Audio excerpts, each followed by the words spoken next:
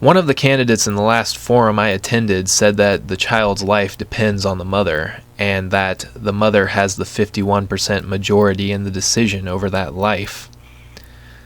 Well, aside from pointing out the obvious danger of that kind of democracy, he also showed his gross ignorance. You know, just about every child's life depends upon their parents.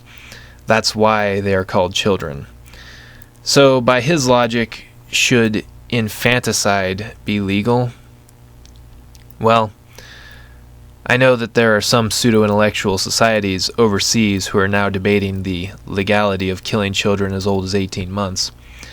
But here in America, for the time being, killing children is still illegal, even if the parents do it. So, if it is illegal and immoral for a parent to kill their 3-year-old child or their teenage child, then how can it possibly be legal for any adult to kill an unborn child? It cannot be. So, this fool who thinks that the mother can dispose of her child as if it's merely property does not have a clue about the ethical requirements of laws in our society. He doesn't have a clue about much in general, I would say. Parents are not allowed to kill their toddlers or teenagers, no matter how inconvenient they might be. And yet, abortions are performed today on demand. There are 1,000 different excuses, I'm sure, but the point is that the child is an inconvenience to the mother's lifestyle, whatever it may be. Well, now we have to ask ourselves, is mere convenience a justifiable reason to take a human life? And again, I say that it absolutely is not, and never has been in any civilized society.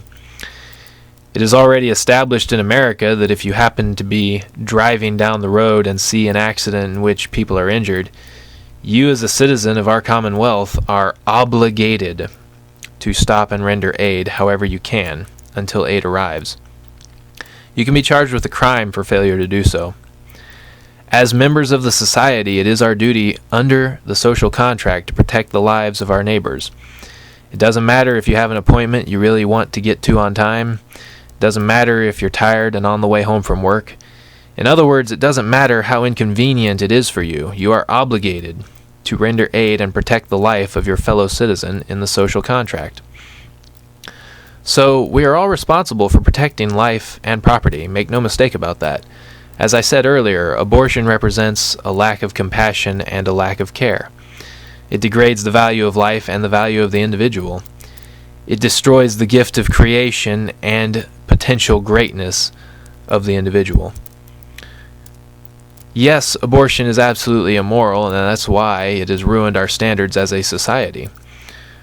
Of course, there are other contributing factors, but denying the value of life is one of the biggest reasons why America is in decline right now. There's no sound system of ethics or morality, and so there is no civilization. The only reason why American society is held together right now is mostly because of government control, which is simply force and intimidation. Well, that violates the social contract too, and as a philosopher once said, that which is immoral is unsustainable. That's why America is in decline right now. People do not adhere to solid moral judgments and solid moral principles, and so corruption has invaded everything from politics to business to social life. Well, we can't tolerate this anymore, neighbors. Corruption is not livable for long. If we want a future for our nation and our children, at least those of us who value them, then we have to rediscover a moral code and reestablish the terms of the social contract. We have to define our moral principles and follow them. And this starts with the basics. Our opponents have no argument that they can stand on. They don't care about our society or our rights, and they don't care about logic or the structure of civilization. Are we really going to allow them to make laws and tell us what to do? Well, I'm not. And so I'm running for our Senate seat. And I'm going to bring my own ethics and values with me to my office. I'm going to do what I can to restore the Commonwealth and protect our society and the lives of our citizens. So please help me, my friends, because we all have to be involved if we want to save America. Thank you, and God bless you.